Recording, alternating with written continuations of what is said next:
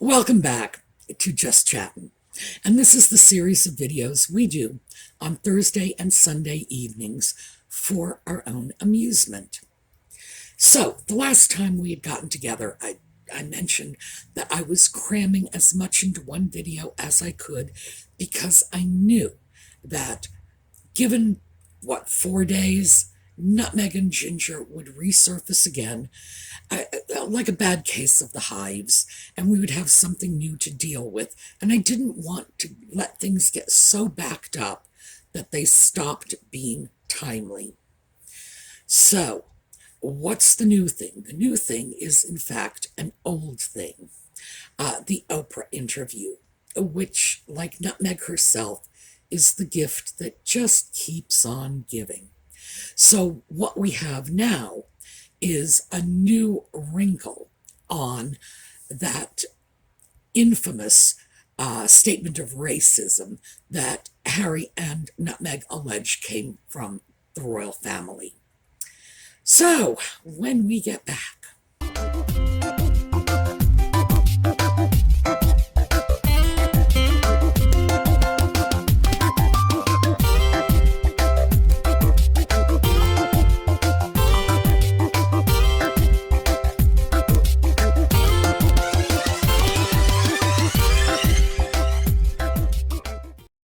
well, very quickly, just so I don't keep you in suspense, an author named Christopher Andersen has alleged that the racist statement actually originated with Prince Charles.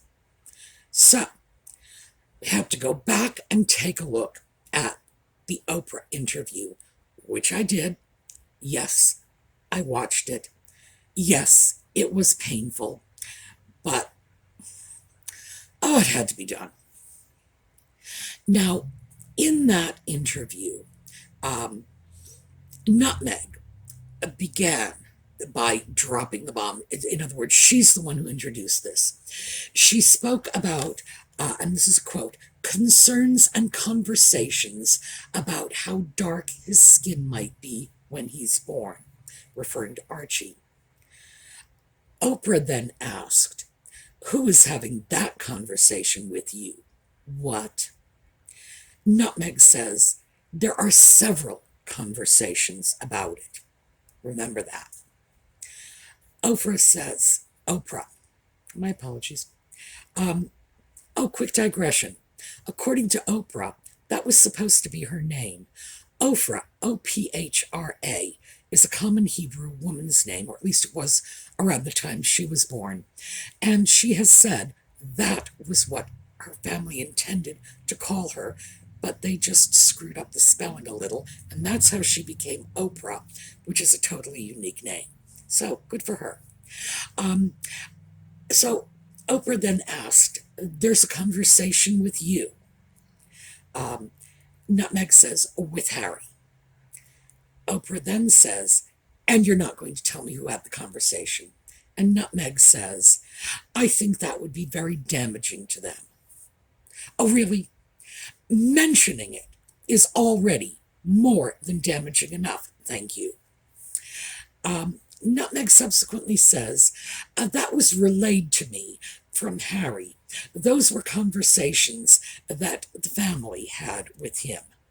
So, Nutmeg has said, not only were there several conversations, she said that specifically, and that the family, suggesting more than one individual, had these conversations with Harry. And she also says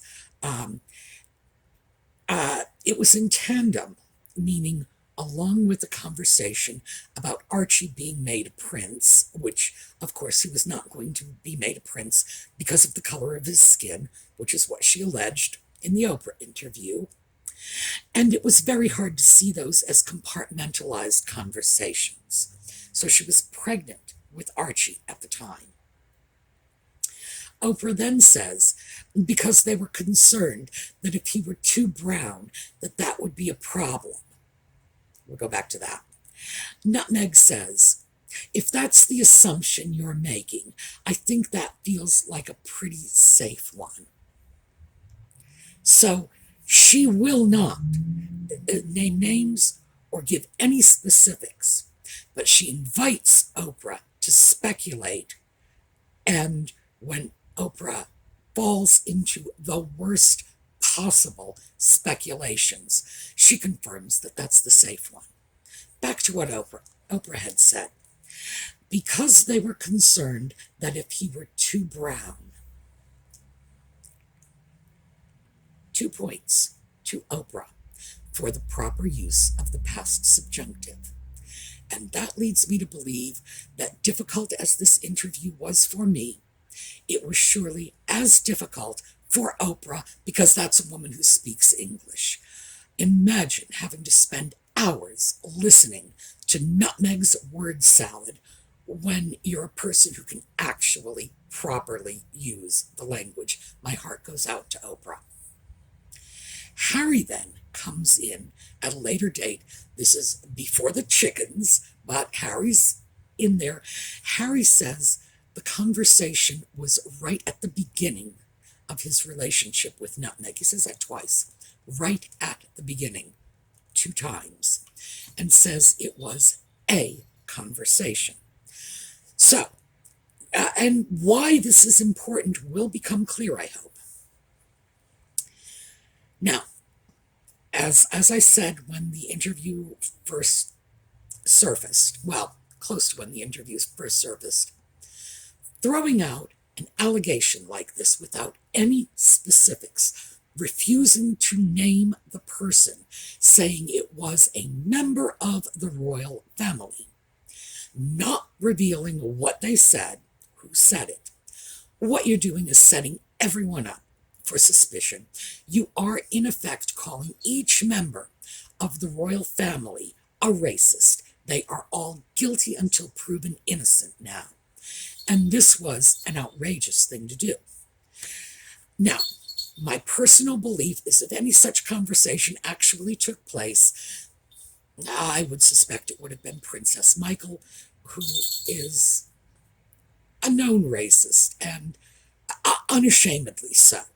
So are there racists in the royal family? Of course. And we've discussed Princess Michael, and what can you say? She is what she is. And she is certainly an embarrassment to the royal family, and they distance themselves from her whenever they can. I don't blame them. But no. It's like the Pandora's box is open, and the muck falls in everyone's lap. So shortly after the Oprah interview came out, Lady Colin Campbell said that she had uncovered the source of the information. She said that it was Princess Anne. So I went back and I watched that interview, because that was one that didn't just show up on YouTube. That was one that was picked up on by mainstream media. Lady C says it was Princess Anne. Now, I paid very careful attention to what Princess Anne allegedly said, which was, in effect, that Harry's future wife, because she had said this early in the relationship, was an adventuress. And by that, I don't mean a skydiver. An adventuress is sort of an old-fashioned term, and that's the one I am applying. And basically, it's a fortune hunter, a social climber, and an unscrupulous one. This would have been consistent with what Princess Anne allegedly said. Now, Lady C got the story from someone who is close to the children of Princess Anne, and that's how she describes it. So her information comes Princess Anne to Princess Anne's children, to the friends of Princess Anne's children, to Lady C. Pretty distant. But also, keep in mind that claiming that Nutmeg is an adventurous, or a social climber, or an unscrupulous person, or a real operator — I believe operator was the term Lady C used — is a far cry from calling someone racial epithets or suggesting anything of the sort. Nothing in what Lady C said had anything to do with race. So, nutmeg, multiple conversations with family, meaning more than one, apparently on multiple occasions during the time in which she was pregnant with Archie. Harry's version, one single conversation that he stressed was right at the beginning of their relationship. The quotes attributed, well, they weren't actually quotes, it was a suggestion of a statement attributed to Princess Anne, had nothing to do with race. Now remember, Nutmeg is refusing to disclose the quote, and Harry also refused to disclose what was said. It was described as racist. Nothing that was reported to have been said by Princess Anne touched race at all, which is not surprising since Princess Anne has spent her entire life, like from the moment of her birth, in the public eye, and there has never been a suggestion of racism in anything she has ever said or done. So, I think in the absence of absolute proof, she has to be given the benefit of the doubt. But still, that's a third version. Now we've got the fourth. The fourth version, according to Christopher Andersen, is that Charles, nattering away to Camilla at the time that Prince Harry first brings Nutmeg home, or no, this was the announcement of their engagement. So it's not right at the beginning. It's at the engagement, so we've got another variable in there. And is speculating about what their children will look like in that sort of grandfatherly, I wonder if they'll get his red hair kind of way. Andersen presents this as absolutely benign, no racist suggestions at all. And it's not a conversation with Harry, it's a conversation between Charles and Camilla. 4 different stories about the same alleged comment. Now, Andersen went on to say that the palace courtiers, and he specifically says these are the people that Princess Diana referred to as the men in gray, had taken what Charles said and twisted it and weaponized it and brought it to Harry. Now, first of all, Princess Diana's men in gray period was at a time when she was clearly troubled, when her marriage was in free fall, when she was becoming paranoid. People were feeding her paranoia. I'm not saying this was just her and her alone. No, her paranoia was being fed. And she, frankly, there were some notions she had that were definitely paranoid. And I've discussed it already. I feel bad because the woman was clearly troubled. And I don't like to dissect her emotional problems. This is something that we should feel sorry for. We shouldn't be shredding it. But to fall back on that and say these are the people, the same people who twisted all of this information, I don't know. That is equally suspect to me. Also, keep in mind that what Andersen says does not match up with what Harry says or what Nutmeg said. Harry said the conversation was directly with him. He did not say it was brought about to him, through secondhand back channels or anything like that. It doesn't match what Nutmeg says. Again, she said it was family that spoke directly with Harry. So what we are seeing now, this whole new story, is that Charles, doddering and nattering, said something that might have possibly been construed as racist. Is that possible? Yes, of course. Charles says all kinds of things to everybody, including the shrubbery. If he hadn't been like this his whole life, now Charles is about 6 years older than I am, so I've been able to follow his life, as we all have, because his life has been on the television screens and the newspapers and the magazines for my entire life. If it hadn't been there in front of me for my entire life, I would say, yeah, he's senile. The problem is he was like this when he was 20. Charles is Charles.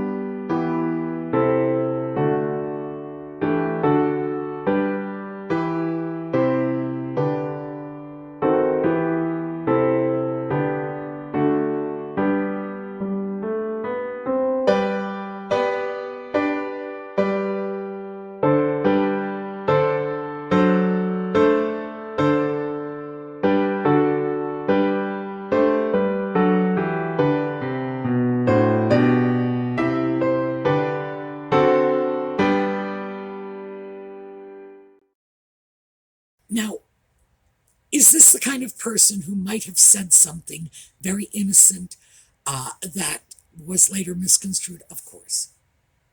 Andersen went on to say that when Harry confronted Charles and William, and I'm not sure why he confronted William about this, they both told him he was being oversensitive and overreacting. And if, in fact, he had misconstrued a conversation about whether or not the baby would inherit his father's hair color or his mother's hair color, then of course it would have been. But Harry looks at the world in a very polarized way. And I think this is something Nutmeg has put into his head. As far as Harry is concerned, there is nutmeg, and nutmeg is good. There is anti-nutmeg, and anti-nutmeg is racist. There is no other possibility. There is no middle ground. It's just you either adore nutmeg or you are a racist, and that's the end of it. Now, Harry's intellectually limited, so you can understand how he falls into that sort of thinking. As for everybody else, you gotta wonder. There has been this quote, and it has been nagging at the back of my head for days now, and I haven't been able to place it. And I think it came from a detective novel of all things, but that's what it sounds like. And it goes something like this. When you find yourself looking for a short, tall, thin, fat man, you have to go back and examine the source of your information. And that's what's happening here. Nutmeg and Harry, in that Oprah interview, sent the world out on a witch hunt. They said, this thing happened. They did not say what it was. They would not say who said it. Their stories did not match. In fact, their stories were openly contradictory. And still, everybody seems to believe that there must be a grain of truth somewhere. Well, my question is why? Why? When it's very clear that one of the two of them is either lying or mistaken from the get-go, and I throw mistaken in there to be kind.